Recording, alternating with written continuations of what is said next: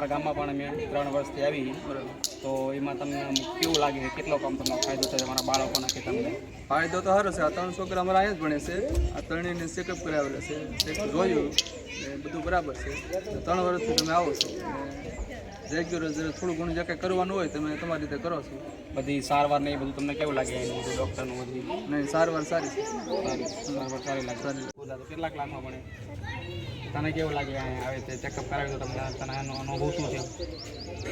મને આ સારું છે કે મને દર વર્ષે ચેકઅપ કરે અને એકવાર ચોથું પાંચું ત્યારે મને સિમેન્ટ ઓછા પૂરી સિમેન્ટ પૂરી હતી તો એ એમ સારું જ છે. એટલે તારું નામ? રોના. કેટલા ભણે તું?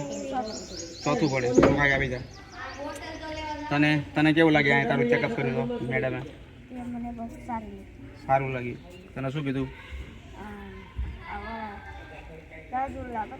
રાજુલા બતાવવા જવાનું છે. શું પ્રોબ્લેમ હતો તને? સડો છે. એટલે તો દાંતનો સડો ના થાય એના માટે શું કરવું પડે વધારે? પછી પેલી એક ટોફી આવે ને, ટોફી નહીં ખાવાની, કુલ્ફી નહીં ખાવાની, પીઝા એવું બધું ઓછું કરવાનું તો સડો ના થાય. આ બધું કરીશ.